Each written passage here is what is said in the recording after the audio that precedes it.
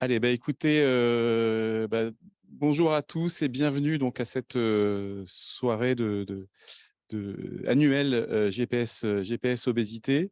On est heureux d'être là avec vous. On est désolé d'avoir pris un peu de retard puisqu'on était en comité de pilotage annuel juste avant et que ça a pris un peu plus de temps que prévu. Euh, Ce que je vous propose du coup, s'il y a des personnes effectivement qui ne connaissent pas le projet, c'est de vous faire une présentation rapide du projet. Volontairement, je passerai peut-être un peu vite, mais de toute manière, le support de présentation du projet vous sera transmis à la suite donc de cet événement.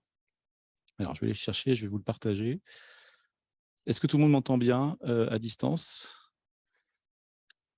Oui, Ouais. Allez, c'est parti. Alors, je vais le passer vraiment encore une fois un peu vite. Et mince, j'ai fait une bêtise.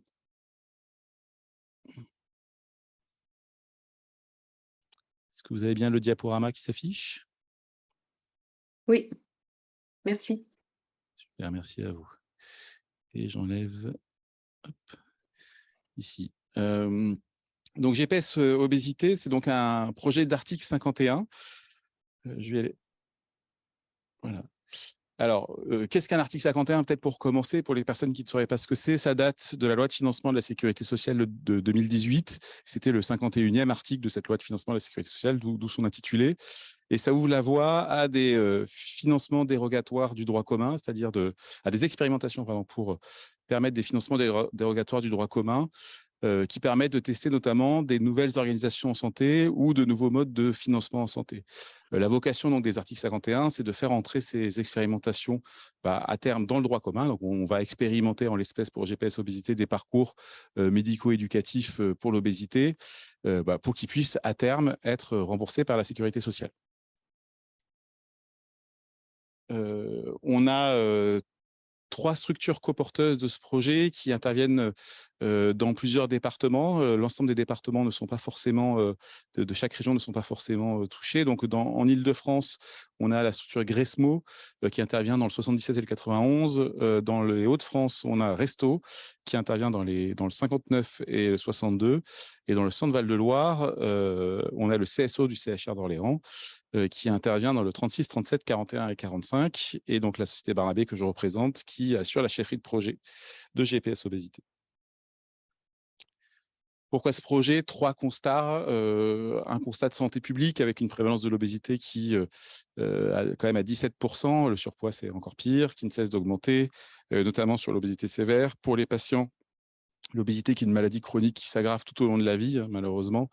Avec seulement 7,6% des Français qui ont consulté leur médecin pour des problèmes de poids, ce qui est très peu au vu de la prévalence. Pour les professionnels, c'est enfin la reconnaissance de méthodes de coordination et la cotation qui va avec, hein, le financement qui va avec. Et puis, c'est aussi le travail sur un ancrage territorial de mise en lien de l'ensemble des acteurs du parcours. Donc, GPS obésité, c'est donc une prise en charge visible, suivie et dans la proximité et financée. Les fondamentaux de GPSO, un GPS pour repérer précocement, guider et orienter la personne, un parcours de santé donc, qui est géré et coordonné par une équipe de professionnels spécialisés, une approche médico-éducative de proximité en ville, et c'est important, dans GPSO, il s'agit d'une approche de ville, organisée avec tous les acteurs de santé, médico-sociaux, associations, collectivités, et une équipe et une coordination pluriprofessionnelle pour accompagner le patient sur la longue durée. Vous verrez, le parcours dure au moins 2 ans, voire plus. Les objectifs, c'est donc évidemment d'améliorer durablement la santé et la qualité de vie des personnes en situation d'obésité. L'objectif premier, d'offrir aux professionnels de soins de premier recours donc des conditions organisationnelles, techniques et financières leur permettant d'accompagner efficacement les personnes en situation d'obésité. Et financière est important, notamment sur les éléments de coordination. Et enfin, de limiter à long terme la croissance de l'obésité sévère et les impacts médico-économiques de l'obésité. En quelques mots, les acteurs du parcours et du projet GPSO, plus que du parcours en l'espèce, mais du parcours aussi.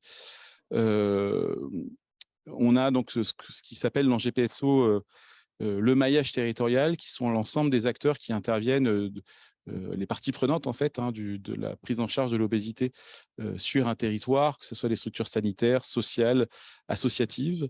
On va avoir évidemment le patient, j'aurais peut-être dû commencer par ça d'ailleurs, qui est le point d'entrée du parcours lui-même, de son propre parcours, et qui va être au contact d'une équipe pluriprofessionnelle, pluridisciplinaire, dont je vous le donnerai le détail, mais qui sera en lien avec le médecin traitant et qui sera, le parcours du patient sera accompagné par un référent de parcours. Cette équipe sera elle-même en lien avec l'équipe nationale et l'équipe régionale autour du coordinateur régional et l'équipe nationale autour du chef de projet, c'est-à-dire moi-même. Voilà. L'équipe qui doit constituer une équipe GPS obésité, l'équipe minimale, c'est un médecin formé à l'obésité. Et donc, on vous propose des formations grâce à intégrer la GPSO pour ces accompagnements-là sur l'obésité. Un ou une diététicienne, un ou une psychologue, un ou une enseignant d'activité physique adaptée et ou kinésithérapeute qui aurait suivi à minima la formation de ETP ou activité physique adaptée. La coordination est assurée par un ou plusieurs référents de parcours, comme je vous le disais, des membres d'équipe motivés et disponibles. L'équipe intervient par l'intermédiaire d'une structure expérimentatrice, donc que ce soit une MSP, un CMS, une association, un établissement de santé, et on l'espère bientôt, les CPTS. C'était un des sujets d'échange. Et puis d'autres profils sont possibles en complément, des infirmiers, infirmières, assistantes sociales, éducateurs, etc. peuvent venir compléter cette équipe, notamment dans le groupe, on le verra. Et enfin, chaque professionnel et structure expérimentatrice s'engage avec des conventions, notamment avec Gresmo, qui est la structure qui porte l'administratif et le financier du projet. Ça, je passe peut-être assez vite, je vous l'ai déjà dit, mais sur la structuration des équipes coporteuses, c'est-à-dire des équipes dans chaque région et de la chefferie de projet, je passe un peu vite, désolé. Et enfin, j'en arrive au parcours GPS obésité. Alors, premier élément, les critères d'inclusion et d'exclusion sont inclus dans GPS obésité exclusivement des personnes adultes.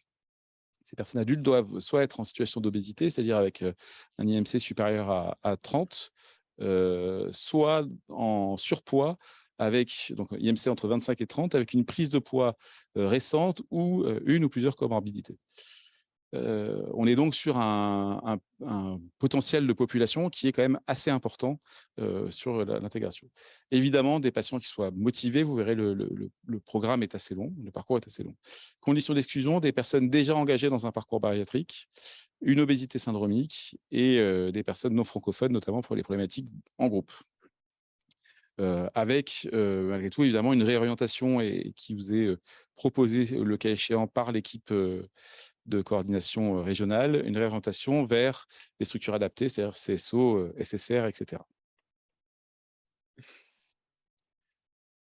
Le parcours en tant que tel, donc c'est une recommandation, mais il se construit en 4 étapes. Une recommandation, pardon, sur les durées, encore que certaines sont inscrites dans le protocole. Première étape, c'est évidemment le repérage et l'adressage. Donc, il s'agit de détecter les patients, de faire la pré-inclusion des patients et puis ensuite de les inclure dans le parcours, tout en sachant que l'inclusion réelle dans le parcours se fait lors du premier bilan médical, même s'il peut être fait après le bilan éducatif. C'est en fait ce qui va déclencher le forfait bilan qui va avec. Cette phase initiale de repérage et d'adressage, on recommande de la faire au long cours, mais au moins pendant 1 ou 2 mois pour avoir un volume de patients suffisant. Et donc, on va rentrer ensuite dans l'évaluation initiale qui elle-même doit durer, alors plutôt 1 mois d'ailleurs que 2 mois, avant le démarrage du premier groupe, et qui vise donc à faire l'ensemble des bilans médicaux et des bilans éducatifs des patients avant de les intégrer pour la plupart dans un accompagnement éducationnel de groupe. Je dis pour la plupart puisque, comme vous le voyez, on peut également faire un accompagnement individuel et que finalement cet accompagnement de groupe ou individuel est décidé durant ce qu'on appellerait une RCP dans le vocabulaire traditionnel, mais qui n'a pas grand-chose, enfin qui est en tout cas beaucoup plus légère qu'une RCP en oncologie, qui va plus être une réunion de staff, une réunion entre les membres de l'équipe qui vont définir les plans d'action pour chacun des patients. Ensuite, donc 2 parcours possibles, éducationnel de groupe pour à peu près 80-85% des patients et individuel pour certains patients sur décision in fine du médecin de l'équipe si jamais l'équipe n'a pas réussi à tomber d'accord, mais a priori tout le monde tombe d'accord. et avec avec la possibilité de refaire un tour de piste, c'est-à-dire de faire 2 éducations individuelles de suite, individuelle standard puis individuelle de renforcement, ou un groupe puis l'individuel, ou l'individuel puis un groupe. La seule chose qui n'étant pas possible étant le fait de faire 2 groupes d'affilée. On arrive enfin sur bilan éducatif et bilan médical de fin de parcours éducatif, avec ensuite des bilans médicaux qui vont en gros se jalonner tous les plus ou moins 6 mois, et un bilan médical final qui sera une consultation longue, on le verra, qui arrive en fin de parcours avec des orientations entre-temps vers toutes les structures du territoire qui peuvent accueillir le patient, que ce soit les associations de patients, les maisons sport santé, etc., etc.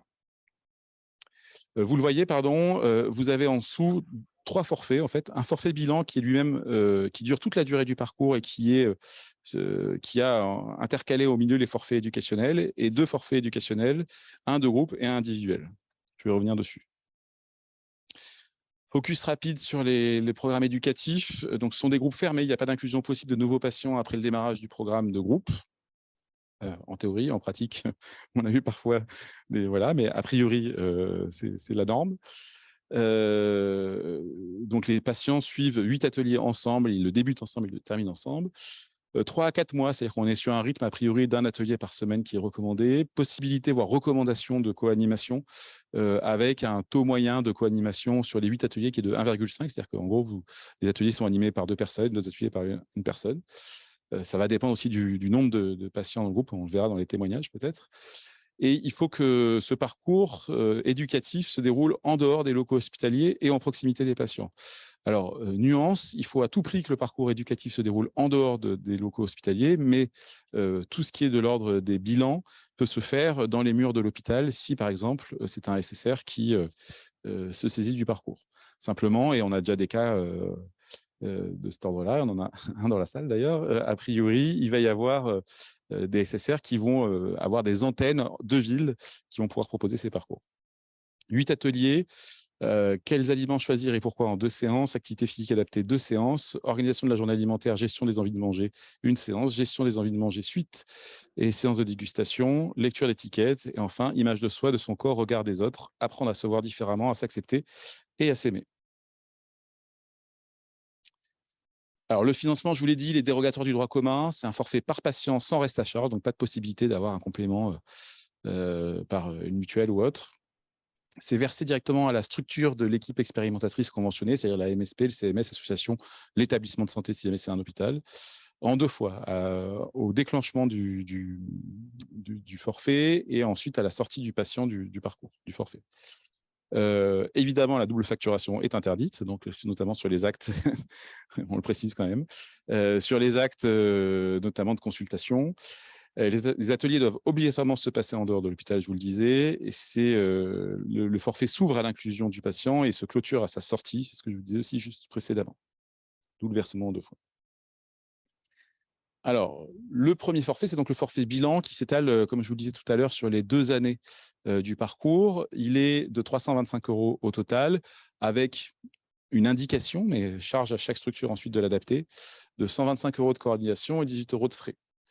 Une indication puisque en tant que structure expérimentatrice, vous recevez le forfait et puis ensuite, c'est à l'équipe de reventiler ce forfait en fonction de ses choix internes. En revanche, il y a un protocole qui, lui, est fixe, c'est-à-dire il y a un bilan médical initial en consultation longue. Donc, consultation longue, c'est plus qu'une consultation standard. Après, on n'a pas imposé de durée, a priori. Un bilan éducatif initial, 2 bilans médicaux de suivi, donc qui arrivent juste après, encore une fois, le parcours éducatif et ensuite l'année qui suit. Un bilan médical final qui va clôturer donc l'ensemble du parcours. Et puis, dans le forfait, sont compris aussi la coordination de parcours, notamment pour le référent de proximité, là où les RCP, donc là, c'est un forfait par patient, encore une fois, pour la RCP, et de l'intérêt de passer l'intégralité des patients en RCP pour s'assurer de l'accord de l'ensemble de l'équipe sur le parcours, et les éventuels frais de déplacement et de connexion. 2 forfaits éducatifs, même principe, 272 €, dont une recommandation de 88 € de coordination. Là, vous avez donc dans le forfait éducatif de groupe 8 séances en équipe pluriprofessionnelle. Alors, je vous laisse faire le calcul rapide de tête, mais encore une fois, on est sur du forfait par patient. Donc, quand on fait un groupe, il faut le multiplier par le nombre de patients inclus dans le groupe, et c'est encore une fois un groupe fermé.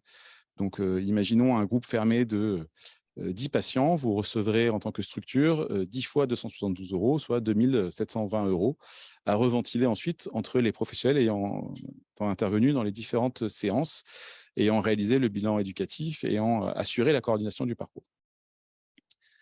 Avec un point d'équilibre que l'on a calculé à peu près 8 à 9 patients, ça dépend des modalités, des régions et de voilà, mais 8 à 9 patients par groupe pour être dans on va dire un taux horaire correspondant au taux habituel du marché, lissé sur les différents taux des différentes professions.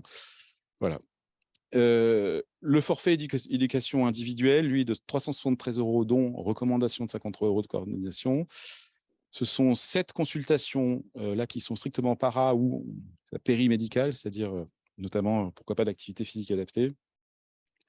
Plus un bilan. Le choix là, le protocole n'est pas imposé sur les types de séances. On est sur un choix qui se fait en RCP. Et ça peut être tout à fait 7 séances d'activité physique ou 7 séances de psychosocial ou 7 séances de diététique, etc. Ou un mix entre les différentes activités, 2 ou 3 au besoin. Et évidemment, la coordination de parcours. Alors, les conditions d'intégration du projet GPS obésité, rapidement. Tous les professionnels exerçant dans le public ou le privé, libéral ou salarié. On accepte tout le monde. Exercices pouvant être isolés ou regroupés avec d'autres professionnels, mais devant intervenir par l'intermédiaire d'une structure expérimentatrice. Donc, malheureusement, on n'a pas encore la capacité d'accueillir des professionnels isolés directement dans le projet. Il va falloir qu'ils se raccrochent, entre guillemets, à une structure expérimentatrice intermédiaire qui peuvent eux-mêmes d'ailleurs initier, que ce soit une MSP, une association, un CMS, etc., etc. On a même des SDIS maintenant dans le dispositif, a priori. Ces professionnels doivent être formés à l'abord de la personne obèse et à la posture d'éducation thérapeutique. Alors, au moins une personne formée ETP au format 40 heures par équipe, au moins une, et idéalement étant celle qui fait les bilans éducatifs. Enfin, pas idéalement d'ailleurs, a priori, c'est la personne qui doit faire les bilans éducatifs. Un programme de sensibilisation GPS obésité en e-learning qui est mis à disposition et un programme de formation GPS obésité indispensable pour les médecins, donc qui est sous format visioconférence de 2 heures avec Monique Romont ici dans la salle, voilà, ainsi qu'un e-learning qui est quasiment finalisé là pour pouvoir le suivre et un accompagnement ensuite des équipes.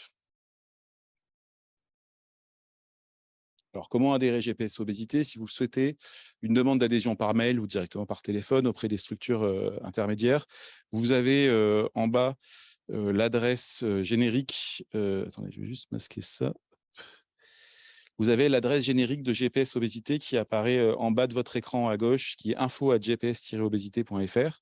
Vous pouvez nous adresser un mail et on le reventile. Ensuite, on le transmet à la personne. Enfin, toutes les structures coporteuses le reçoivent.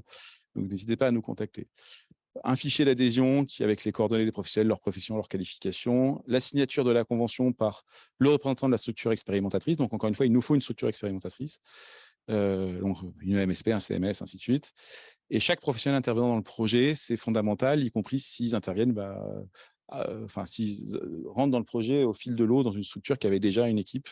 Il faut à tout prix que les personnes aient signé.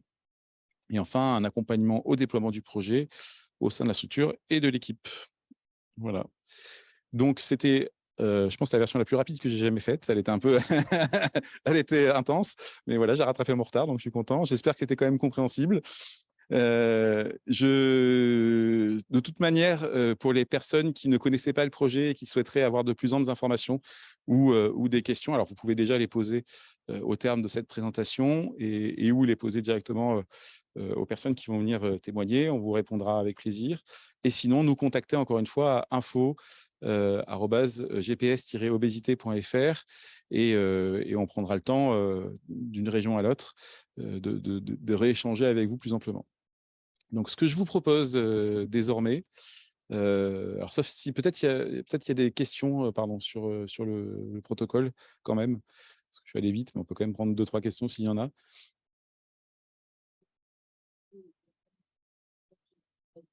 Alors oui, bonne idée. Donc, je vais juste, pardon, ah oui, il est là.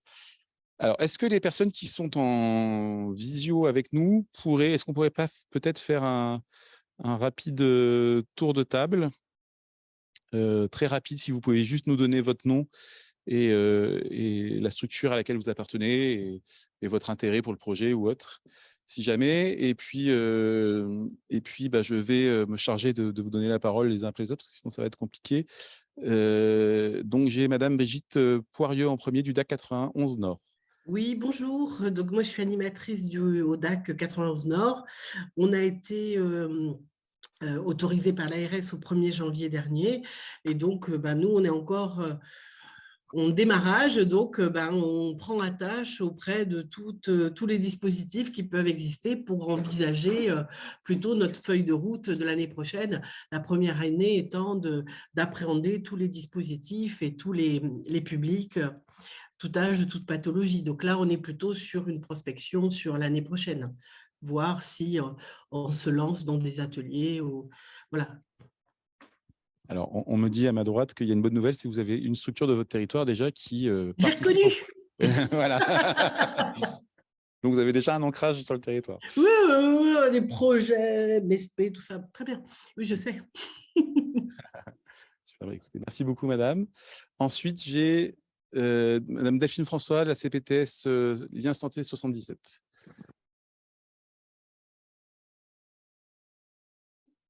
Et donc, bonsoir, je suis infirmière coordinatrice donc à la CPTS Lien Santé 77. C'est à Lagny, sur Marne. Écoutez, moi, voilà, je suis dans pleine découverte. C'est dans l'objectif de, pourquoi pas, créer un parcours pour les patients du territoire. Donc, on a deux MSP sur le territoire de la CPTS. Voilà, je n'ai pas d'attente particulière. En tout cas, je trouve que ça a l'air d'être un beau programme. Merci beaucoup, madame. Et donc, on a la coordinatrice de l'Île-de-France qui est dans la salle, qui est Johanna Rigoulet, que vous connaissez peut-être, et qui pourra peut-être reprendre attache avec vous. Ensuite, on a Madame Karine Priou. Oui, bonsoir. Infirmière azalée sur la MSP de Nemours. Et donc, nous, on a déjà eu les formations, etc. Et donc, en fait, on commencerait la loi expérimentale à partir de fin janvier. Voilà. Très bien, merci. Peut-être j'en profite. Qu'est-ce qui vous a motivé à intégrer le projet, du coup? En fait, les médecins de la maison de santé de Nemours étaient très intéressés par le sujet. On fait déjà du sport santé. On travaille aussi beaucoup avec les réseaux RevDiab. Et puis, la volonté aussi d'avoir une équipe pluripro. Donc, Lucille Bost, qui est diététicienne et qui sera avec moi en tant que coordinatrice, référente de parcours. Et voilà, en fait, ça s'inscrit dans nos projets de parcours de soins patients au sein de la MSP. Très bien, merci beaucoup, madame. Je vous en prie. Alors, ensuite, j'ai monsieur ou madame Illeleu. Oui, bonjour. Donc, Isabelle Leleu, directrice du Centre municipal de santé à Saint-Fargeau-Ponthierry. Donc, nous, une convention a été mise en place avec la ville. Donc, on va démarrer, en fait, les ateliers début 2023. Voilà, donc on est en route, on va dire. Et du coup, est-ce que je peux vous poser la même question que la personne précédente? Qu'est-ce qui vous a motivé à intégrer le projet? Alors nous, le centre de santé est très impliqué dans l'accompagnement des patients à l'ETP, puisqu'on a conventionné avec pas mal de réseaux. Donc les RevDiab, Résicard, Rénif, voilà, on a Ronde. Et donc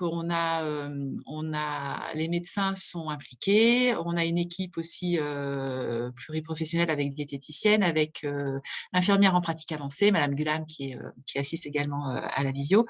Et puis voilà, un besoin aussi au niveau des patients, voilà, un besoin d'accompagnement de patients en situation d'obésité et de surpoids en tout cas, dans ce cadre-là. Voilà. Très bien, merci beaucoup, madame. Je vous en prie. Ensuite, on a monsieur Yann Baran, si je prononce bien. Pour le prénom, c'était bon. Pour le nom, il est améliorable. Je ferai mieux la prochaine fois. Ouais, non, c'est Yann Baran. Donc, je suis médecin généraliste à Waterloo et je suis coordonnateur de notre MSP et président de la CPTS localement. Donc, nous, on y participe en lien avec Madame la professeure Romont qui nous a fait, j'allais dire qui nous a vendu le projet, mais elle a fait mieux que le vendre, elle nous a convaincus. Alors, du coup, j'en profite puisque vous êtes là aussi, je pense, pour témoigner, si je ne dis pas de bêtises. Oui. Ouais. Est-ce que peut-être, justement, peut-être nous faire un premier témoignage et nous faire un premier retour, si je vous prends pas trop à froid, sur votre expérience des premiers groupes et des premiers patients que vous avez pu, des premiers patients, vous en l'espèce, que vous avez pu accueillir dans GPS Obésité? Oui, alors ce qui nous avait motivé principalement, c'est le fait que comme on était déjà une structure qui cessait à l'exercice pluriprofessionnel et coordonné, ça y répondait. Et puis Madame Romont a su, comme je le disais, nous en faire l'éloge. L'autre élément qui nous a nécessairement convaincus et qui a fait qu'on s'est impliqué, c'est simplement les patients qu'on a en face de nous et qui, dans ces situations d'obésité ou, comme ça a été dit, ou de surpoids avec comorbidité, sont relativement démunis, avec des structures existantes sur notre propre territoire qui ont beaucoup de défauts pour les solutions qu'elles proposent en termes de prise en charge. Donc, en gros, voilà, nous, on souhaitait travailler ensemble avec un exercice coordonné, et puis on a des demandes de patients qui y correspondaient. Donc, voilà pourquoi on y est venu. Et ensuite, vous souhaitez que je témoigne, c'est-à-dire de l'expérience que j'en ai fait, moi, en tant que médecin inclueur, c'est ça, participant au projet GPSO? Oui, qu'est-ce que ça vous a apporté dans votre pratique? Qu'est-ce que ça a apporté à vos patients? Qu'est-ce que vous pensez du dispositif? Que du bien, et je vous avoue que moi j'étais sur la route, la retour de visite, j'avais prévenu la dame qui chargeait de l'organisation que j'allais pouvoir témoigner un peu plus tard. Donc je vous ai entendu dans les oreilles sur la route et j'ai trouvé ça extrêmement stimulant. Je vous ai senti aussi motivé et je me suis dit ce projet auquel on participe, nous, il est vraiment chouette et les gens qui le tiennent, ils sont motivés et porteur de plein de bonnes choses. Donc déjà, je trouve que c'est extrêmement positif et ça le reste.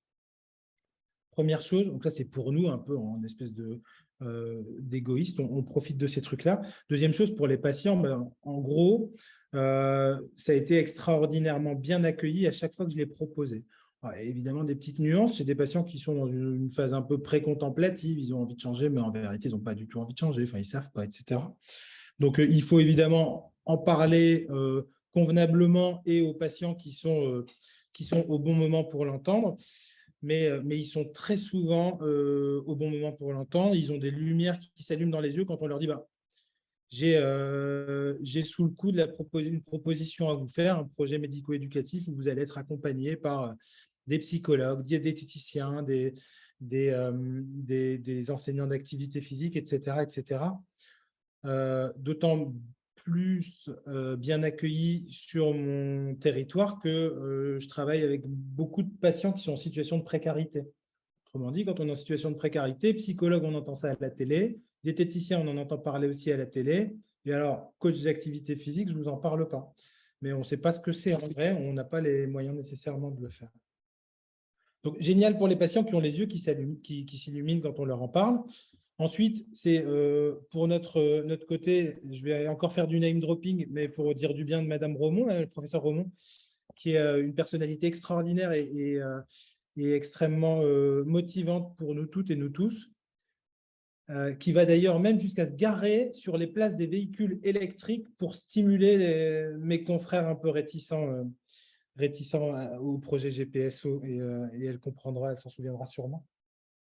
Et ensuite, l'autre chose qui est quand même vraiment plus qu'extraordinaire, c'est pour moi, en tant que médecin généraliste, et quand on fait ce bilan, d'abord, on se forme un peu plus à l'obésité, enfin en tout cas au repérage, au dépistage des troubles des conduites, et puis ça donne envie de continuer à se former et d'améliorer les choses. Mais en plus, quand on reçoit nos propres patients qu'on suit depuis si longtemps et qu'on a l'impression d'assez bien connaître, quand on fait le bilan pour inclure, on les regarde à travers le prisme des complications, notamment de l'obésité. D'abord, on s'est évidemment assuré qu'on puisse aborder l'obésité, parler du poids, on s'assure de tout ça. Et une fois qu'on a fait ça et qu'on l'aborde, on regarde ça à travers, est-ce que, tiens, on va rechercher les complications éventuelles de votre poids. Et donc, ça peut être de l'arthrose, de l'insuffisance, de l'incontinence urinaire, etc. Et donc, on les voit à travers ça et on repère des choses qu'on n'avait pas nécessairement repérées et qu'on n'avait pas nécessairement interrogées chez les patients. Ça, c'est extra. Et puis, deuxième chose, au cours de ce bilan, on retrace un peu l'histoire du poids et ça nous permet de recontextualiser l'histoire de vie de nos patients et puis de corriger ces espèces d'a priori ou d'idées reçues qu'on avait où le patient va nous dire, non, moi, mon poids, finalement, à ce moment-là, il avait évolué comme ça, comme ça, comme ça, comme ça. Donc ça, c'est déjà quelques-uns des éléments extrêmement positifs qui me viennent à froid quand vous m'interrogez comme ça alors que je viens de m'asseoir. Écoutez, merci beaucoup pour ce début de témoignage et puis on pourra peut-être organiser des échanges. On finit juste le tour d'écran plus que le tour de table. Et si vous avez j'ai saisi l'occasion parce que vous étiez là, j'avais peur que vous ne puissiez pas rester avec nous. Mais si jamais, n'hésitez pas à réagir sur les échanges qui vont suivre. Merci encore. Merci, docteur. Ensuite, qui j'ai oublié nous avons Ève Desnoyers, que je connais, mais qui peut peut-être se présenter. Oui, bonjour. Donc moi, je suis coordinatrice du Centre spécialisé obésité Île-de-France Centre. Et voilà. Et tu es malade. Et je suis malade et ça s'entend. Voilà, je ne peux pas faire des phrases trop longues. Ah bah écoute, merci beaucoup d'être avec nous du coup. Alors ensuite, on a Carole qu'on connaît, mais que tu vas peut-être pouvoir te présenter rapidement. Alors oui, bonsoir à tous. Donc, Carole de Bailleul, donc je suis coordinatrice et référente régionale sur les Hauts-de-France. Voilà, et accessoirement diététicienne pour l'association Resto. Voilà. Merci beaucoup, Carole. Ensuite, on a Madame Katia Louerbe y Puerto. Bonjour, vous m'entendez? Oui. Oui, je suis sociologue à la chaire santé de Sciences Po.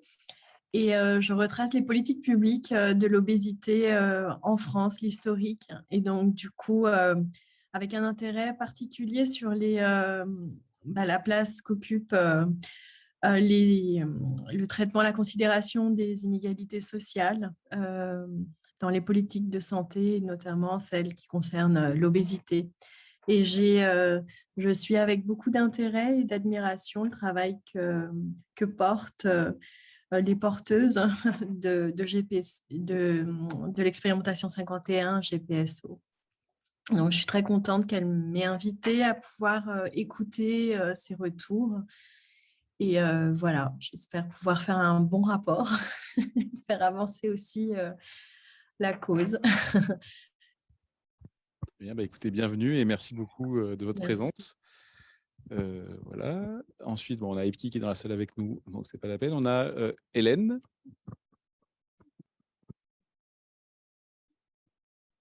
Epti qui est à ma gauche. Donc Hélène, je ne sais pas qui est Hélène, si vous nous entendez. Non. On a Madame Goulam. Alors, on a eu quelqu'un de votre CMS qui s'est déjà exprimé, mais si vous voulez peut-être dire deux, trois mots. Bonsoir. Non, mais écoutez, je suis partie du CMS au Saint-Fargeau. Isabelle a déjà exposé nos motivations à participer à ce projet, donc on est bien motivés pour le mettre en place. Voilà. Merci beaucoup, Madame Goulam. Et on a Monsieur ou Madame Guesto. Vous nous entendez peut-être? Oui, non? Peut-être pas envie de vous exprimer. Ouais. Alors, oui, bonjour, moi je me permets, j'arrive seulement maintenant, je suis Hélène Coinon, j'avais un problème de connexion. Donc, vous m'entendez? On vous entend, oui. Oui, très bien. Moi je suis kiné, je fais partie de la maison sport santé du Sud-Essonne et de la CPTS et je suis responsable du centre Être et Mieux-être à Morigny-Champigny.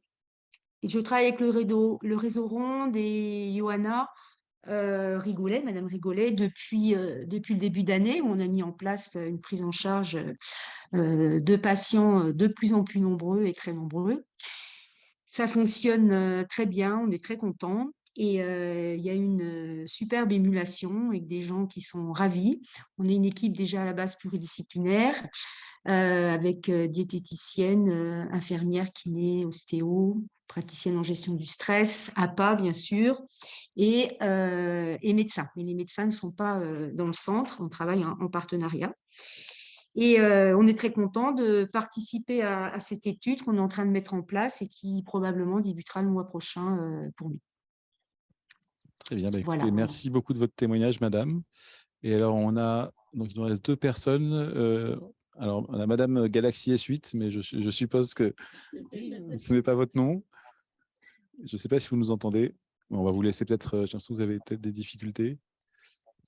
Voilà. Et monsieur ou madame Guesto, si vous nous entendez. Monsieur Guesto? Non? Bon, écoutez, dans tous les cas, n'hésitez pas à intervenir plus tard. Il me semble qu'il y avait une question dans le chat qui avait été posée. Alors, il y en a plusieurs. Un SDIS peut-il porter le projet? Donc, on a un cas d'usage, a priori, où ça a fonctionné. Peut-être que vous voulez Ou c'est en train, peut-être? Oui, je te laisse. Oui, bonjour. Alors, pour le SDIS, qui est l'association des pompiers, c'est un cas un peu particulier qui me donne un peu de fil à retordre, étant donné qu'on se heurte à des, comment dire, à des personnes qui peuvent être contradictoires au niveau des envies de porter le projet. C'était complètement à plat il y a encore une semaine, et puis finalement on va pouvoir repenser un peu la prise en charge au sein des pompiers, mais peut-être, mais plutôt dans une structure autre. Alors, est-ce qu'on pourra utiliser le SDIS ou pas? On va voir. Est-ce qu'il faudra créer une association à côté? Je ne sais pas trop, mais je vais en discuter avec le lieutenant que j'avais rencontré il y a quelques mois. Et en tout cas, fort intérêt du SDIS pour le dispositif. Oui, tout à fait. Alors, pas forcément pour les pompiers professionnels, mais pour les pompiers volontaires. Pour faire de la prévention auprès ils sont très nombreux en plus, je crois. Ah oui, ça doit être 60 ou 70% des pompiers qui sont volontaires. Merci beaucoup. Et ensuite, on avait... c'est sur quel département, me demande-t-on? Sur le 37. Sur le 37. Combien de temps consacrez-vous aux consultations longues, les suivis? Y a-t-il beaucoup de personnes qui ont besoin d'un double parcours? Est-ce que Monique, peut-être tu veux répondre sur cette question-là? Une consultation longue, ça dure environ 30 à 45 minutes. Je me tourne vers Yann, qui en a maintenant l'expérience. Une trentaine de minutes. Après, ça dépend peut-être aussi du profil des patients, selon ce qu'on sait déjà d'eux, mais ouais, pas moins de 30 minutes. Ouais. Et ensuite, c'était pour le... Alors, sur les consultations de suivi, là, je crois qu'on est sur une durée standard. C'est une consultation, oui, de durée standard. Voilà, donc mais là aussi, c'est Yann qui a plus l'expérience, parce que moi, je ne les fais pas. Ouais, pour les consultations de suivi, comme j'avais pas de... Initialement, c'était un des points, je vous avais dit que j'étais un peu perdu quand je voyais les patients se présenter pour ça. Donc, j'ai fait ça au talent et au feeling, et c'était des consultations standards, oui. Merci. Et y a-t-il beaucoup de personnes qui ont besoin d'un double parcours? Alors ça, peut-être que... Est-ce que... Bonjour, donc moi c'est Léa, je fais partie d'APA de Géant et de la maison de santé d'Épinay sous Sénart. Et donc on a mis en place une première session d'atelier en avril dernier, donc qui s'est terminée. Et en fait, plus de la moitié des patientes, c'était que des patientes là, plus de la moitié en fait sont parties sur un deuxième parcours individuel. Voilà, sur des consultations individuelles. Donc, en soutien. En fait, on en avait 8. Et donc, non, on en avait 8 en tout, du coup, dans le programme. Une qui est partie directement en parcours individuel dès le début, au final, qu'on a inclus en parcours individuel. Et les donc 8 autres qui ont participé au parcours collectif, il y en a du coup 4 qui sont partis en consultation individuelle à la suite du parcours collectif. C'était peut-être un peu… Nous, on n'a pas cette expérience-là, par contre. D'accord. Jusqu'à présent, je vais laisser Carole peut-être en parler. Carole? Oui, je suis là. Alors nous, pour le moment, on n'a pas depuis janvier en 2022, on n'a pas de parcours individuel puisque la plupart des patients se sont retrouvés plutôt en groupe. Donc, on n'a pas forcément… On a peut-être une patiente qui avait intégré le premier groupe qui va peut-être avoir un suivi avec une psychologue en individuel. Mais c'est à voir. Voilà. Mais pour le moment, on ne fait que du collectif. Et peut-être juste pour préciser, si vous voulez, en fait, là, pour les parcours, du coup, on leur a proposé donc le suivi après le parcours individuel, on leur a proposé le suivi de consultation donc, individuelle, après le parcours collectif, pardon. Et pour la plupart, en fait, ça a été un mixte entre donc il y a eu de l'activité physique et consultation avec la diététicienne, ou activité physique et consultation avec la psychologue, ou alors psychologue et diététicienne. Ça a été un peu un mélange pour la plupart. Mais c'est parce que vous l'avez proposé. Nous, on ne le propose pas. Oui, voilà, on l'a proposé, oui. Dans le cadre, parce que c'était dans le cadre du programme, on pouvait le faire, et en fonction des besoins des gens aussi. En fait, c'était à la fin du programme, à la suite du bilan qu'on a pu faire. Voilà. Très bien, merci beaucoup. Alors, on avait une dernière question. Jusqu'à quand est prévue l'expérimentation au titre de l'article 51? Donc là, l'expérimentation, enfin, les inclusions durent 3 ans. Ça fait 9 mois qu'on a lancé les inclusions. Donc, je vous laisse faire le calcul. Il reste 2 ans et 3 mois à peu près d'inclusion, tout en sachant que la première année, enfin, ces 9 premiers mois, on en parlait juste avant en copil, on a volontairement… c'était vraiment test and learn, hein, comme on dirait. On a volontairement pas accéléré trop vite. Et en revanche, là, maintenant, on commence à savoir comment ça se passe. Et donc, on va accélérer beaucoup, on l'espère, dès la fin d'année et début d'année prochaine. Donc, si vous avez des équipes à constituer, c'est le bon moment pour entrer dans l'aventure, je pense. Voilà. Est-ce qu'il n'y a pas d'autres questions? Écoutez, c'est parfait. On va passer donc sur un deuxième volet. Alors, on a eu déjà des éléments de témoignage.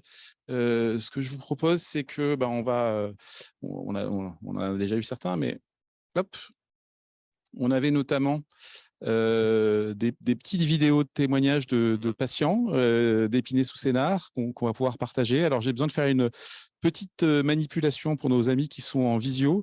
Et donc, je vais vous demander de me dire si effectivement vous avez le son, parce que tout à l'heure, il n'y avait plus le son. Et voilà. Alors, bougez pas.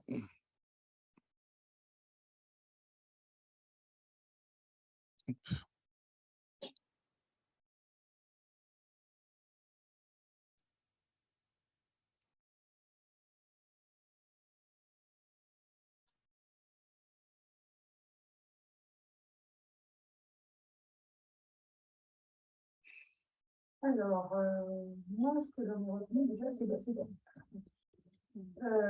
c'est très porteur, puisque nos histoires et on a grossi pour différentes raisons, sauf qu'on a beaucoup de points communs, et ça, c'est étonnant de le découvrir à ce moment-là. Donc, le groupe permet ça, et puis, il se trouve que on a plus ou moins sympathisé, on a fait un groupe WhatsApp, et on continue malgré que le groupe soit dissous, on continue quand même à discuter entre nous, et on donne des rendez-vous. Enfin, voilà, ça fait une petite… c'est bien. Le groupe, c'est bien, et puis c'est porteur de toujours. À côté de ça, il y a la pluralité. C'est très intéressant, dans le sens où chacun prend tout au long de la semaine où les spécialistes viennent, tout le monde prend une clé, en fait. Donc, voilà. On cherche des clés, on cherche pourquoi on a grossi, quelle est la solution pour l'aider, et là, quelquefois, c'est un mot, c'est une clé. Voilà, on revient à la maison avec ça. Et vraiment, on en a un petit peu parlé entre nous, on était 7, 8, 6 peut-être. Et on est d'accord, on a une hâte, c'était drôle. Parce que, voilà, on restait sur notre faille, on avait envie que ça continue. On aurait voulu que ça dure un peu plus longtemps. Voilà.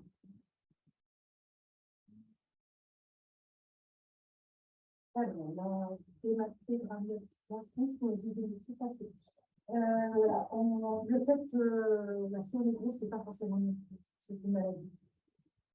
C'est important. C'est important dans le sens où quand on culpabilise, c'est vraiment le problème. On va pas le problème de tout le monde. Donc, ça a des conséquences. Et là, on dit, mais non, c'est pas votre faute. C'est pas votre faute, c'est une maladie. Il y a des façons de faire, il y a des façons d'agir. Il y a des façons, ça s'apprend. On va vous donner d'autres clés, on va vous donner d'autres habitudes. Et vous allez voir que ça va fonctionner parce que, voilà, c'est cette façon-là qu'il faudra faire. Et si on veut bien faire cet effort de récupérer ce qu'on a besoin de récupérer pour nos vies personnelles, normalement, il n'y a pas de raison de faire ça.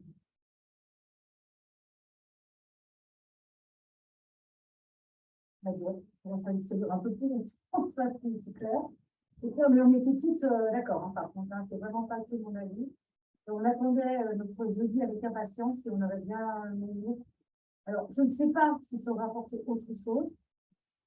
Peut-être que fasse une deuxième semaine avec une deuxième, une spécialiste, j'en sais rien. En tout cas, on aurait bien aimé que ça continue et que ça sera un peu plus longtemps.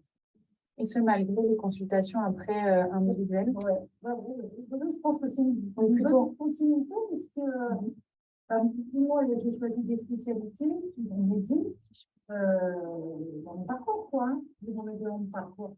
C'est quand même pas rien, quoi. Pas rien. Il faut plus que j'ai une prise en charge totale. Donc, voilà, on propose des ateliers. C'est l'éviter de ne pas en profiter, quoi. C'est l'éviter de ne pas en profiter. Et voilà, c'est pour aider. C'est ce que je disais tout à l'heure, on nous donne l'aider, c'est à nous de saisir pour arriver à un résultat qu'on peut, qu'on veut, qu'on va.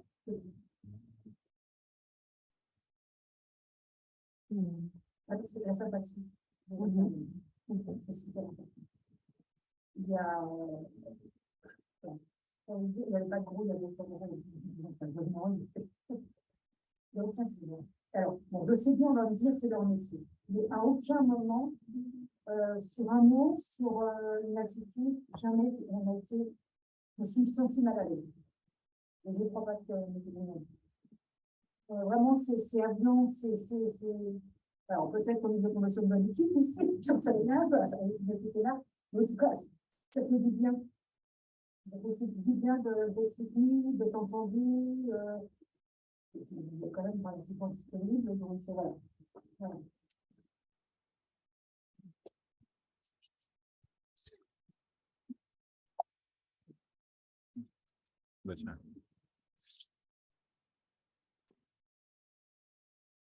Hop, donc un premier témoignage patient. On peut peut-être, avant de passer le second qui est ici, mais on peut peut-être en échanger si vous souhaitez, peut-être si vous voulez rebondir, mes amis d'Épinay, et nous dire un peu, voilà, vos ressentis par rapport à ce retour.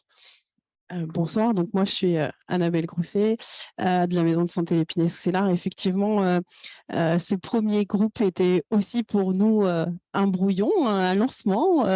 On a testé les choses. Alors on avait déjà mis en place de l'ETP au sein de la maison de santé avec la même équipe et du coup, en fait, les binômes de co-animation étaient déjà plutôt rodés, ce qui fait qu'il y avait une entente sur ce qui allait être mis en œuvre à travers GPSO. Après, les ressentis des patients, vous verrez, la deuxième patiente, c'est pas fait exprès, mais elles disent presque la même chose.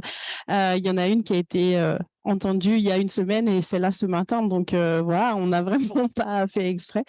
Mais en fait, ce qu'on retient, c'est ce besoin de soutien qui apparaît et elles vivent ces ateliers vraiment comme un soutien à l'entrée dans quelque chose d'autre, dans un changement de mode de vie, un coup de starter pour se dire qu'est-ce que je vais changer maintenant. Et du coup, c'est vraiment ça. Et pour les pros, la vision, puisque du coup j'ai la lourde tâche de rapporter les paroles de mes collaborateurs, la vision, c'est que effectivement, comme le disait le docteur tout à l'heure, on a une vision différente des patients. parce qu'on a plus de temps à leur consacrer, probablement, que dans un suivi classique, et aussi parce qu'on pose des questions qui sont un peu différentes et pas seulement centrées sur des symptômes ou des douleurs, mais plutôt sur un parcours de vie. Et donc, on a plus de choses, on apprend plus de choses des gens. Voilà. Merci beaucoup, Annabelle. Je ne sais pas si des personnes en ligne ou dans la salle veulent réagir, rebondir, poser des questions, peut-être. Je peux intervenir? Allez-y, je vous en prie. Oui, je confirme ce qui vient d'être dit. Et à propos forcément de l'approche différente qu'on a et de ce qu'on découvre des patients.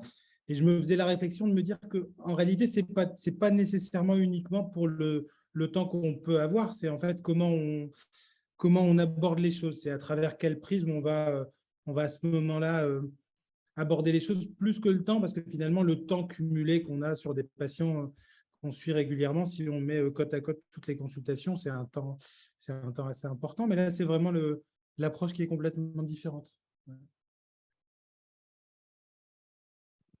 Merci beaucoup, docteur. D'autres... Ah, alors, attendez, on a une réaction au fond de la salle. Laurence Perrin. C'est normal, c'est normal. C'est pour Laurence Perrin, je suis référente nutrition à l'ARS Île-de-France. Et ce que j'entends là, c'est la formation des équipes de terrain, notamment par, là, ici en Île-de-France, c'est notre réseau obésité régionale adulte ronde. Mais c'est cette formation sur la posture, la bienveillance, toute la formation, en fait, d'éducation thérapeutique, etc., qu'ils ont donné aux équipes, qui me semble le plus important, parce que souvent c'est un parcours maltraitant pour les patients. Ils en sont très étonnés d'ailleurs d'avoir été reçus de cette façon-là, et je pense que c'est là-dessus qu'on aura tout notre intérêt dans l'accompagnement des équipes dans cette formation. Il faudra vraiment bien évaluer ça. Merci beaucoup, Laurence. Bien d'autres réactions peut-être? Non, écoutez, je vous propose qu'on écoute le deuxième témoignage. On a une dame qui est là, mais on n'arrive pas malheureusement à l'entendre. On peut peut-être essayer de vous appeler, madame, et vraiment de faire un très grand silence dans la salle pour essayer d'entendre ça sur le téléphone, sur le haut-parleur, si ça vous va. Ce sera peut-être le plus simple. Et donc, Icti, tu appelles, et puis je mettrai le micro. Alors, désolé, ça sera vraiment bricolé, mais voilà, comme ça, au moins, on arrivera à attendre votre témoignage, et je mettrai le micro. Tiens, tu prends ton téléphone, du coup.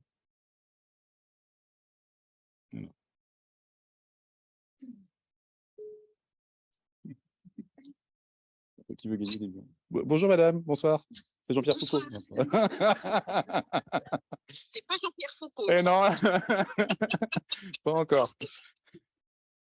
Alors, écoutez, je vous remercie de bien vouloir témoigner. Du coup, désolé pour les problématiques techniques. Oui. Mais on vous entend bien. Donc. Je suis connectée sur l'application Zoom. Mais il n'y a pas de problème. Je vais continuer dans la filée en indiquant le numéro 495, 967, etc. Et alors, moi, je vois bien la réunion sur mon portable. Par contre... Mais du coup, on vous voit et on vous entend bien là, madame. Donc, si ça vous va, on peut directement, vous pouvez nous dire un peu ce que vous avez pensé du parcours, ce que ça a pu vous apporter, etc., etc. D'accord. Alors, moi, je me suis inscrite en avril de cette année, où j'ai pu intégrer donc un groupe de personnes dans le cadre de l'association Resto. Et du coup, moi, ça m'a apporté, c'était plus par rapport à, c'est mon médecin, en fait, le docteur Baran, qui m'a accompagnée en m'informant du fait qu'il y avait cette association qui existait. Et du coup, moi, je me suis inscrite, et c'est vrai que tous les vendredis, du coup, l'après-midi, on a pu m'expliquer où il y avait aussi des professionnels comme par exemple une psychologue, une diététicienne, qu'est-ce qu'il y avait d'autre? Il y avait une infirmière, et du coup, ces personnes m'ont apporté des outils pour pouvoir améliorer en tout cas ma santé et m'expliquer de comment je pouvais composer par exemple un menu, équilibrée, décoder des étiquettes alimentaires, des outils comme l'application, comment on appelle ça, cette application? C'était cohérence cardiaque. Vous avez ça. Et puis, ne serait-ce aussi pour ressentir aussi la sensation de faim, chose que je ne connaissais pas. Voilà. Je pense que comme de nombreuses personnes qui étaient présentes, on a tous fait des régimes, voilà, qui sont tombés à l'eau et finalement, là, en tout cas pour moi, ça m'a pris conscience de comment je dois faire et puis ça m'a aidé parce que la preuve c'est que j'ai perdu du poids et en même temps ma santé je trouve s'est améliorée parce que moi je souffre d'arthrose notamment du genou et ça m'a aidé énormément. Donc du coup moi je remercie en tout cas dans un premier temps mon médecin et l'association également qui m'a apporté énormément dans cette équipe professionnelle et pluridisciplinaire, bien sûr. Écoutez, merci beaucoup, madame, de votre témoignage. Je suis très heureux pour vous. Je pense que tout le monde est très heureux pour vous de ces bonnes nouvelles. Et merci, merci encore de votre témoignage. Voilà, merci à vous. Au revoir, madame. Vous pouvez rester avec nous en visio si vous nous entendez. D'accord. Oui. Ah, vous ne nous entendez pas? Alors, attendez. C'est pas, j'aurais souhaité. Ah, voilà. Est-ce que. Alors, je n'entends pas. Bon. Eh ben, on peut vous garder si vous voulez au téléphone, mais voilà. Oui, non, mais il n'y a pas de souci. Voilà, comme je n'entends pas, ça m'embête un peu. Bon, très bien, on comprend. Merci encore d'avoir pris le temps de venir témoigner avec nous. Et c'était très important. Merci, madame. Merci à vous. Au revoir. Super témoignage. Alors, je vous propose donc, on a un dernier témoignage qui est enregistré, celui-ci, et donc il faut que je refasse ma petite manip.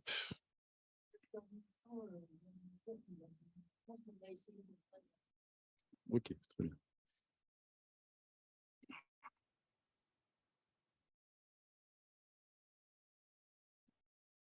Donc, vous avez suivi le programme GPSO à la maison de santé d'Épinay-sous-Sénart. Qu'est-ce que vous en avez retenu? Moi, j'en ai retenu que c'est difficile à dire.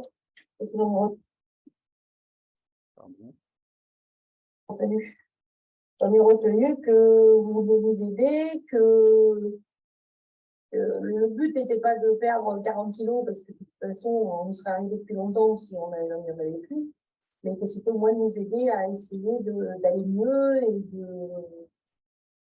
et d'essayer de sortir un peu de cette spirale et puis de nous voir un petit peu aussi dans le monde médical, bien que j'ai travaillé dans le monde paramédical, mais de voir un peu que la relation n'était plus comme avant en disant vous êtes fautif parce que vous avez mangé aussi parce que vous mangiez ce côté fautif. Donc l'abord, cet abord-là est intéressant, voilà.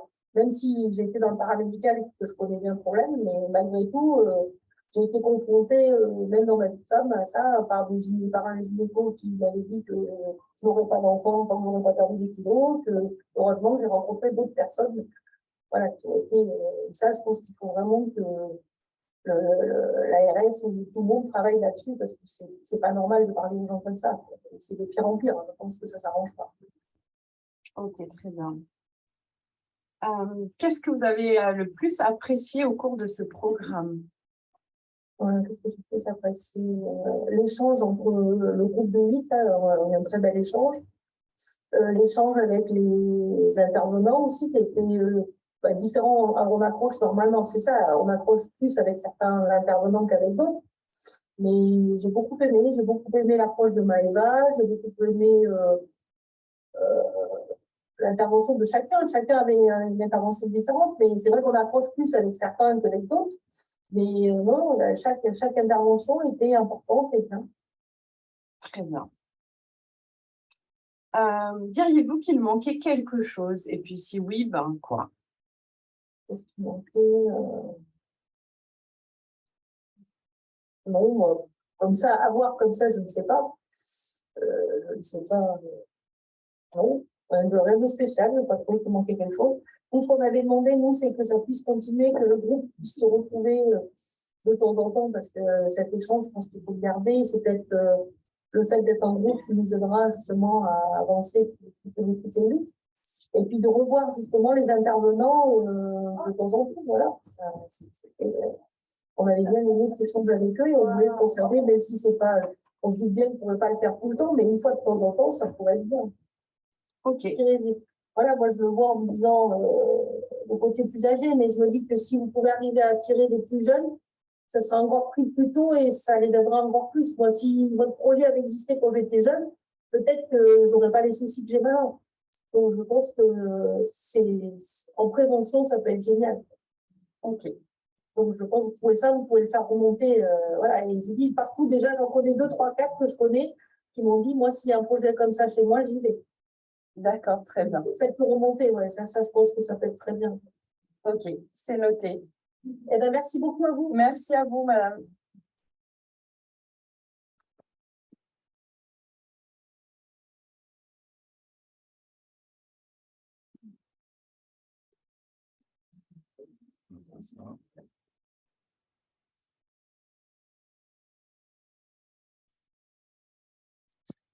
Voilà, écoutez des témoignages aussi touchants qu'intéressants, je trouve. Je ne sais pas ce que vous en dites, mais qui, en tout cas, nous rappellent aussi pourquoi tout ça est fait. Donc, merci aux équipes qui ont pu permettre ces témoignages. Est-ce qu'il y a peut-être d'autres réactions? Est-ce que vous avez envie de rebondir sur ce témoignage? Il y a beaucoup de choses quand même sur la stigmatisation, hein, on l'a beaucoup entendu.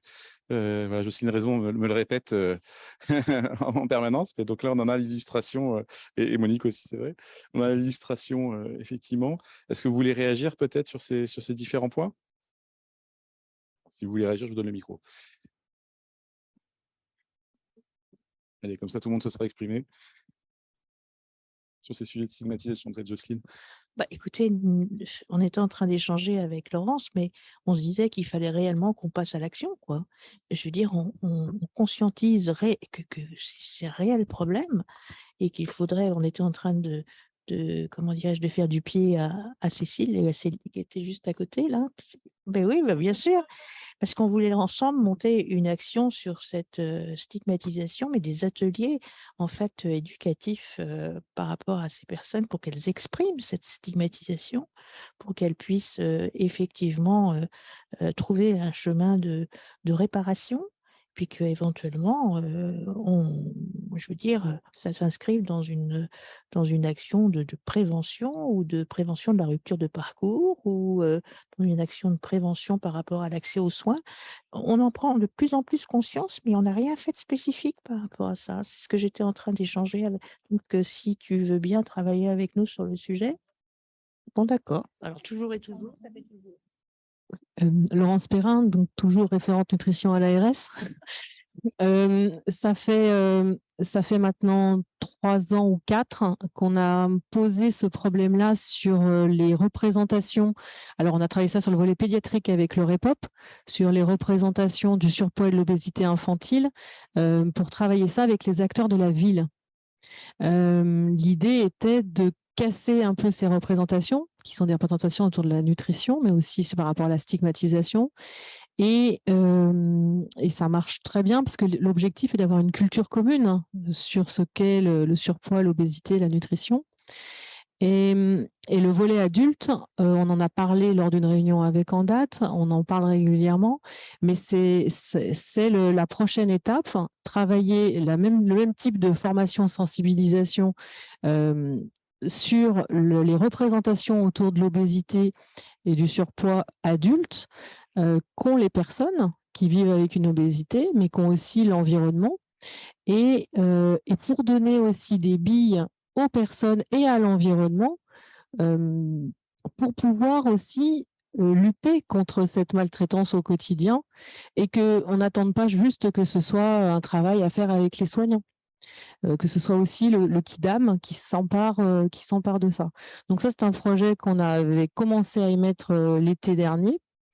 Bon, ben voilà, il va falloir se mettre en ordre de marche, mais je pense qu'entre Ronde, Andat qui avait déjà été ciblée, puis peut-être aussi des associations de patients, vous avez le Gras politique, etc., qui sont tout à fait à même aussi d'aider peut-être dans un travail de poser et de trouver les pistes pour travailler là-dessus. Parce que, comment dirais-je, Monique, raconte-moi ton docteur, là, qui est tout à fait sympathique. Qui a levé la main d'ailleurs, docteur Varane. Ah, bah voilà, très bien. Moi, Oui. c'est, comment dirais-je, monsieur le docteur, vous habitez du côté des Hauts-de-France, mais j'aimerais bien que vous habitiez du côté de l'Île-de-France, parce que je vous vois très bien embarquer avec nous pour essayer de travailler aussi ce côté de stigmatisation qui, certes, pour des professionnels de santé comme moi, comme vous, est certainement inconscient et très intériorisé, mais qui existe et qui est certainement un frein à la qualité de la consultation qu'on est susceptible de mener. On veut toujours faire bien, mais peut-être qu'on ne fait pas si bien que ça, quoi. C'est un peu ça. Je ne sais pas comment vous partagez ce ressenti. Docteur Varane, voulez-vous? Oui, je partage ça parfaitement. Et donc, j'avais levé la main avant que Je vous interpelle. Pardon, non, oui. Et puis avant cette intervention aussi en lien avec ce qui avait été dit, donc à propos de cette stigmatisation. Et ma question était la suivante, mais en réalité, c'est une question qui vient d'être posée. Est-ce qu'il y a des actions qui sont menées? Parce que sur notre territoire, on aimerait profiter de l'émulation de GPSO pour déclencher des choses au sein de la CPTS. Quand je dis notre territoire, c'est la CPTS. Et évidemment, quand je dis on, je parle de moi. Moi, j'aimerais beaucoup que qu'on n'entende plus des témoignages comme le témoignage de la dame qui était dans le paramédical et qui dit que les soignants ont mal parlé. Et on voit que ce n'est pas simplement une question de connaissance, parce que pour le grand public, on peut donner les connaissances pour essayer de réduire les représentations, mais chez les soignants, c'est plus compliqué. Et donc, j'ai essayé de réfléchir tout seul à comment on peut faire. Madame Romand, elle m'avait présenté une vidéo de communication bienveillante, ou communication non violente, je ne sais plus exactement le titre exactement. Mais est-ce que dans vos secteurs, dans vos coins, il y a des choses qui ont été mises en place? Si oui, lesquelles? Et sinon, à quel type d'action vous pensez? Parce que c'est un processus qui va être nécessairement long et qui va demander de la part des soignants d'être capable de faire preuve de réflexivité et puis de changer. Et on sait très bien que faire changer les gens, c'est long et difficile. Est-ce que quelqu'un veut répondre à ça? Non, tout est à fait. Il y a énormément de choses à faire sur le sujet, certes. Là, il y a un projet qui a été lancé en Île-de-France qui s'appelle Ambassadeur Santé Nutrition ou Café Débat. C'est un projet qui vise à accompagner des associations de proximité. Donc, c'est dans l'optique de toucher des publics éloignés du système de santé en précarité, et puis des associations qui ne sont pas dont l'objet n'est pas forcément la santé. On les a accompagnés à devenir des ambassadeurs santé-nutrition dans une optique de toucher un public en surpoids, obésité, maladie chronique. Et tout l'enjeu est la posture de ces associations, qu'elles montent en compétence sur des volets nutrition, mais aussi qu'elles se familiarisent avec l'environnement qu'elles connaissent déjà aussi bien, l'environnement d'accompagnement, d'orientation vers les soins et aussi vers la prévention locale de proximité.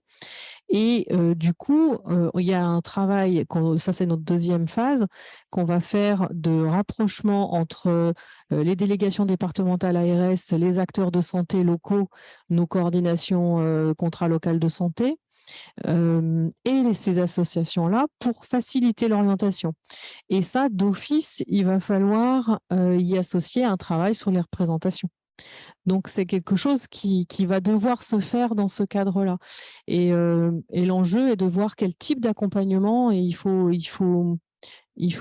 doser, tant pour l'association locale que pour les professionnels, s'ils existent en local.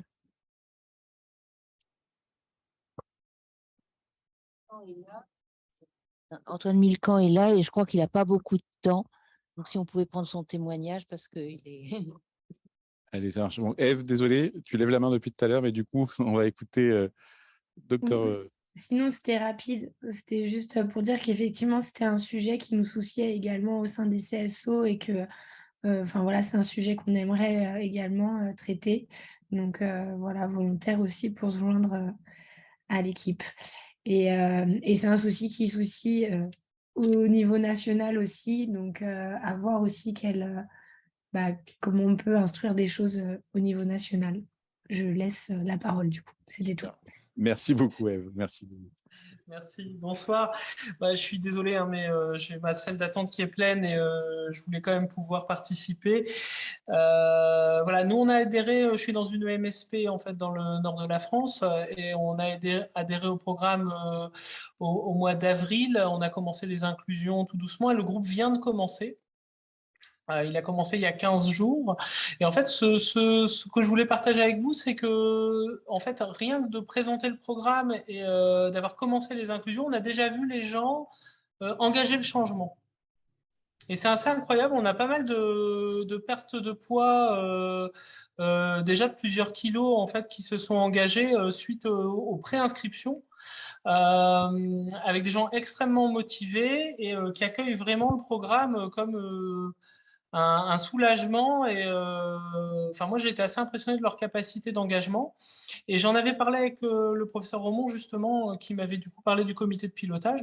Et je ne sais pas si vous avez, vous tous, aussi un petit peu cette sensation-là. C'est très libératoire, en fait, pour les patients de leur présenter les choses sous une forme qui est quand même complètement non stigmatisante et qui est plutôt proactive. Et ils adhèrent tout de suite, quoi. Super, merci beaucoup. Alors, on a d'autres équipes qui sont avec nous. Docteur Baran, peut-être vous voulez réagir et puis je ne sais pas si vous voulez réagir aussi. Je partage le point de vue du docteur Milcan. Clairement, ils initient le changement très vite. Rien qu'on en parle. Oui, nous on va cautionner aussi ces propos avec même des engagements à long terme, des inscriptions dans un parcours psy, des inscriptions dans un parcours APA. Enfin, on a vu des gens qui étaient plutôt hésitants. On leur propose le programme et hop, ils enclenchent des choses avant même que le programme commence. Effectivement, on a cette vision-là, mais je pense que ça vient soutenir un déclenchement qui leur est propre, mais voilà, c'est vraiment intéressant. Super. Et comment vous l'expliquez ça? Qu'est-ce qui, à votre avis, fait que ces personnes engagent le changement avant même d'avoir engagé le parcours? Est-ce que vous avez une idée? Est-ce qu'ils vous le disent? Est-ce que... Ben, moi, ce que j'ai pu en percevoir, après, je ne sais pas si tout le monde est d'accord, mais ce que j'ai pu en percevoir, c'est qu'on avait des gens qui étaient dans une réflexion sur leur pathologie, sur leur parcours, avec souvent beaucoup d'échecs et qui trimballaient des casseroles et qui n'arrivaient pas à se défaire de toute la batterie de cuisine. Et d'un seul coup, on s'intéresse à eux, on essaye de trouver des solutions qui leur conviennent à eux. Et pas des solutions toutes faites qui marchent pour tout le monde, mais on s'occupe de chacun à l'intérieur de ce groupe et on ne s'occupe pas de tous. Et je pense que ça fait la différence. Hein. Du coup, j'aime bien l'idée de ne pas faire de la santé globale, mais plutôt de la santé individuelle. Et au résultat, parce qu'on a un engagement qui va être individuel et c'est le seul qui va fonctionner à long terme. Super, merci. Messieurs, est-ce que vous êtes... Oui, tout à fait. Puis je pense qu'on leur propose quelque chose en fait qui n'ont jamais eu, c'est-à-dire qu'ils sont dans une espèce d'enchaînement effectivement d'échecs et de prise en charge. Et là, on arrive avec quand même une optique plutôt bienveillante et on leur parle de choses qui pour eux correspondent pas à leur représentation justement, c'est-à-dire qu'ils vont pouvoir continuer à manger de tout, on va pas faire de régime et c'est un peu une petite, déjà le fait de leur proposer c'est déjà une petite révolution et je pense que on lève un petit peu aussi un complexe d'en parler en consultation. Moi je me suis rendu compte qu'à partir du moment où je présentais le programme, on en parlait beaucoup plus facilement dans les consultations suivantes parce qu'ils savent qu'ils vont pas avoir un interlocuteur en face qui va être stigmatisant pour eux. Je pense que ça, c'est important aussi. Super. Et justement, le docteur Baran, tout à l'heure, nous disait qu'il avait finalement eu des retours assez enthousiastes, même des patients. Enfin, pas de mal à inclure des patients. Qu'est-ce qu'il en est pour vous Écoutez, là, on a commencé. Moi, je suis déjà en train de remplir un groupe pour le printemps, donc ça se passe plutôt pas mal. Les gens disent facilement oui. Super, merci. On dit que c'est pareil, pareil à Nous Épinay. aussi, à Épinay, là on vient de aujourd'hui commence le premier atelier de la deuxième session et on a 13 patients. C'était le max, je pense. et j'en ai déjà en liste d'attente pour la prochaine session. Docteur Baran, vous vouliez réagir, j'ai vu peut-être? Oui, non, c'était tout à l'heure, parce que finalement, en gros, on fait une offre qui rencontre une demande qui n'osait pas être formulée quand on présente ça. C'est l'impression que j'ai. Et c'est vrai que parfois, j'ai le souvenir de 2 des patientes à qui j'avais présenté ça de manière la plus neutre possible. Et j'ai vraiment vu des étoiles dans les yeux des deux. C'était vraiment, enfin, c'était hyper agréable d'être face à des situations face auxquelles on est assez régulièrement démunis en termes de structure derrière et puis en termes de propositions de suivi. On fait comme on peut. Et là, d'un seul coup, on a cet arsenal en plus et c'est vraiment très agréable et puis c'est chouette de voir les étoiles dans les yeux des patients, c'est cool. Ça, ouais. Et alors, si on a encore un peu de temps ensemble, une dernière question, parce que c'était une question, nous, qui a été sous-jacente aussi à tout le travail avec les médecins, c'était la question de l'abord, justement, du sujet du poids, etc., et de la formation qui vous a été proposée, en tout cas de l'accompagnement qui vous a été proposé. Est-ce que c'est quelque chose qui a été vraiment une plus-value pour vous, parce que jusque-là, vous ne saviez pas forcément, ou est-ce que vous étiez déjà à l'aise avec ces problématiques-là?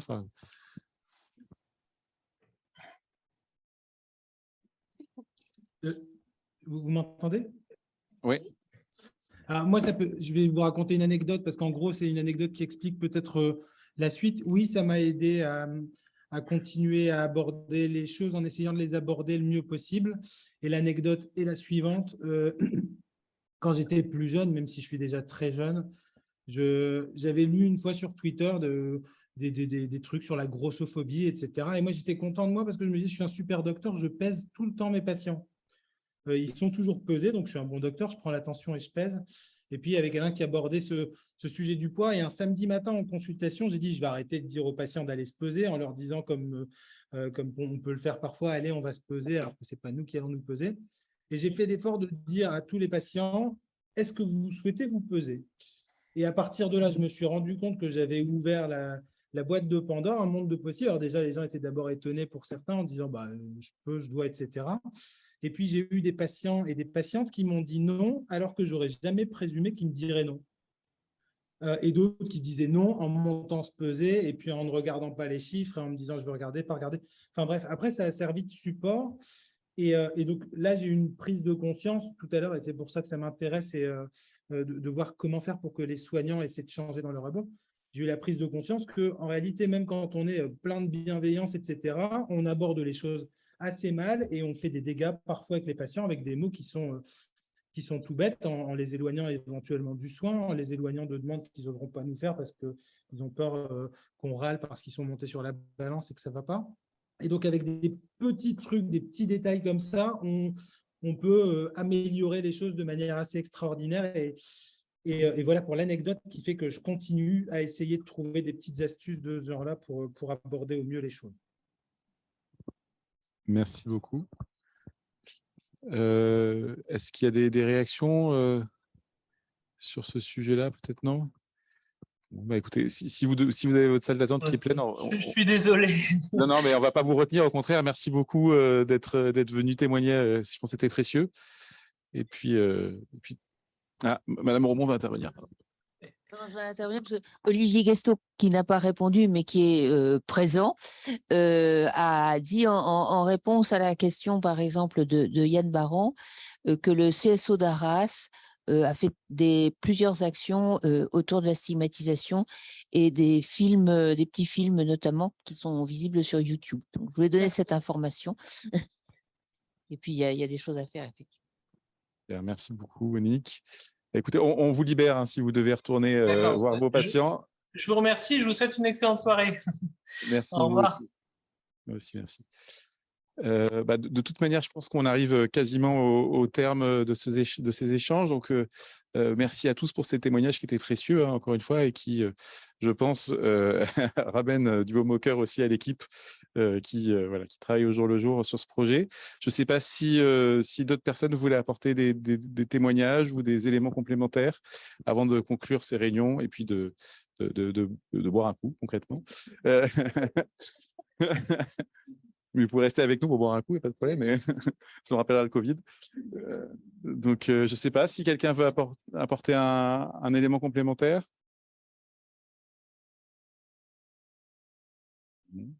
Soun, vous voulez nous dire un petit mot, peut-être? Non? Allez, je vous ai vu. Non, mais je trouve cette approche assez constructive d'organiser cet échange, d'organiser des témoignages. Et c'est vraiment un cercle vertueux que vous déclenchez. Et je suis vraiment admirative de votre approche. Merci beaucoup. Eh bien, écoutez, pour les personnes qui sont en ligne, je vous souhaite une bonne soirée. Vous pouvez nous regarder manger et boire des coups. Mais vous êtes les bienvenus la prochaine fois si vous pouvez nous rejoindre. Et puis pour les personnes de la salle, je vous invite à venir boire un coup. Et je souhaite donc une très bonne soirée aux personnes qui sont en ligne. On remercie encore chaleureusement les personnes qui ont pu témoigner. Et toutes les personnes qui étaient présentes. Et donc, cette réunion était enregistrée. On avait pour idée, j'ai oublié de vous prévenir d'ailleurs, je suis désolé, de la diffuser. Si jamais ça vous posait un problème qu'on puisse diffuser cette réunion sur un YouTube, n'hésitez pas à nous adresser un mail, à nous le dire, et puis on trouvera un moyen de faire un montage pour pas qu'on vous puisse vous voir apparaître ou intervenir. Voilà. En tout cas, merci encore à tous de votre présence et puis au plaisir de pouvoir échanger avec vous à l'avenir et bonne continuation dans le projet GPSO. Merci à tous. Merci, au revoir. Au revoir, je vais vous faire un coucou. Merci, au revoir. Au revoir, Grousset. Au revoir. Au revoir. Les sons indisciplinés, comme d'habitude.